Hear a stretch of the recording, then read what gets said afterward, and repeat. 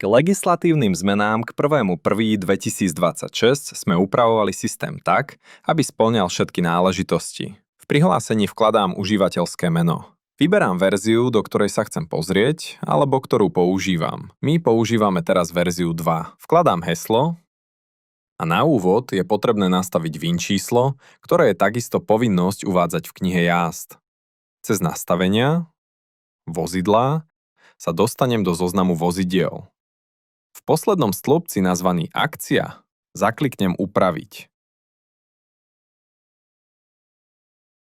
Otvorí sa karta vozidla. VIN číslo je možné manuálne vložiť. Je potrebné odoslať nastavenia. Zostávam v nastaveniach, v osobných nastaveniach. Po zakliknutí je potrebné checkbox, vypisovať VIN číslo v exporte, knihy jazd, zakliknúť, takisto pod tým vypisovať komentár ako účel jazdy v exporte knihy jazd, zakliknúť. Pod týmito nastaveniami vyberáme jednu z možností, ako číslovať jazdy. Takisto ukladám nastavenia, ktoré sme teraz vykonali.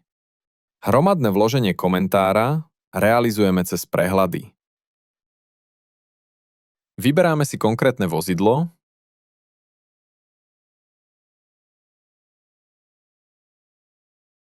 a konkrétne obdobie. Po vygenerovaní prehľadu jazd je možné označiť jednotlivo jazdu alebo celý deň, poprípade celé obdobie. Vkladám komentár cez roletu. Cez označené jazdy hromadne pridávam komentár. To znamená, že účel jazdy odosielam. Automaticky sa mi prejaví vloženie nad adresou, odkiaľ začínala jazda. Prehľad jazd môžeme zavrieť. Generovanie knihy jazd prebieha znova cez čierne horné menu, označenie vozidla, označenie konkrétneho obdobia, vygenerujem knihu jazd. Tu máme knihu jazd, ktorú môžeme vytlačiť do Excelu alebo PDF. Po zakliknutí PDF sa nám prejavia zmeny.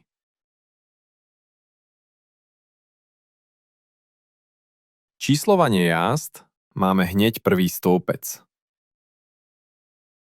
Účel jazdy máme v poslednom stĺpci. VIN číslo pri tomto vozidle nemáme zapísané, ale je možné ho uviesť. Ak by ste k tomu mali akékoľvek otázky, neváhajte nás kontaktovať. Radi vám odpovieme na našej non-stop linke 055 333 333 0 alebo nám napíšte na adresu hotline@commander.sk.